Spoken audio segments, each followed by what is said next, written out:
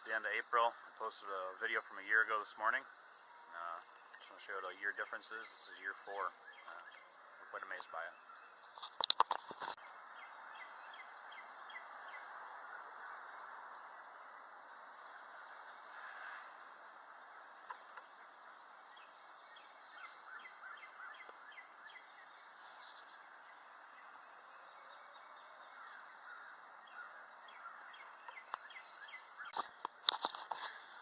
It's a permaculture design property.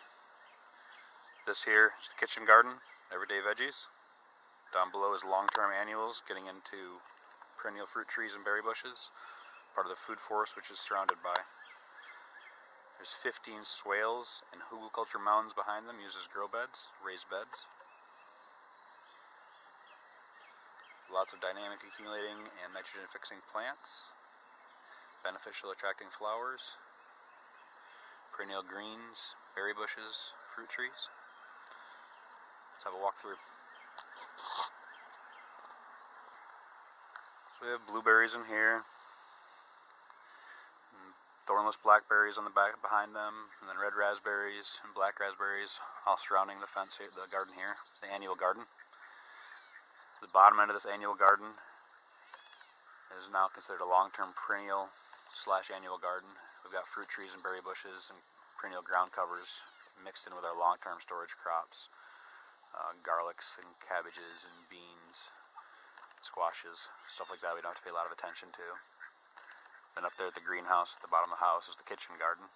That's the vegetables we use every day. And the entire property is surrounded by what we call the Foodforest part, working its way into the long-term annual garden. We're just trying to mimic nature, using as many of those 7 levels of the Foodforest as we can match.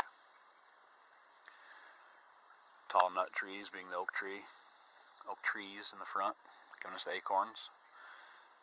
And shorter nut trees would be our hazelnuts. We have 7 or 8 hazelnuts dotted around.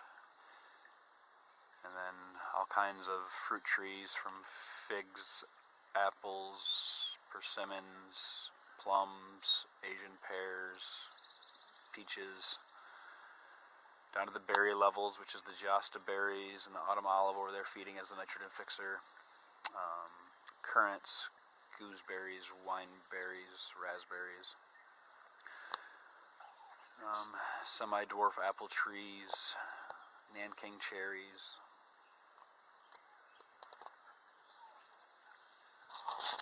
This one here is a Cornelian cherry, just loaded with cherries this year. It's about 3 years old on the property now.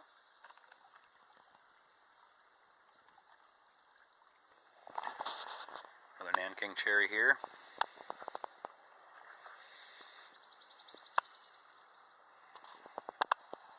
This one got frosted worse than the other one, but there's still quite a few cherries on it. That'll be the understory for this Gold Rush apple.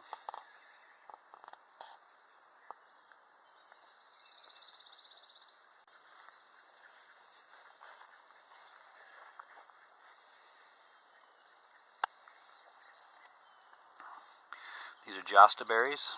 Look like a gooseberry, but you notice there's no thorns. It's thornless.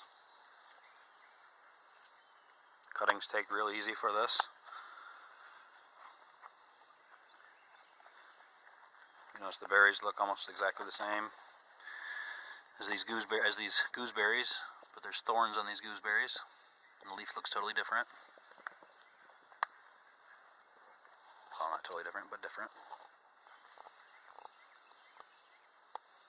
And it's another filbert hazelnut, silverberry, fig with young figs on it, goomyberry, that's an apple tree with a graft on it, so it's 2 apple trees. Oh, this guild's just starting to come in nicely. You can see the bee balm coming in, the comfreys, some berries down front, lots of lilies and irises and other beneficial attracting plants, beneficial insect attracting plants.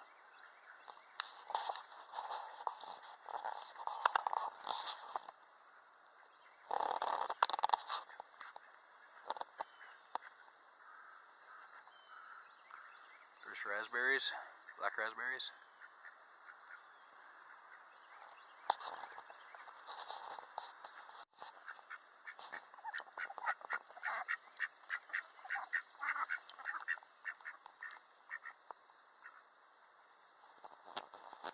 Let's go, Gimpy.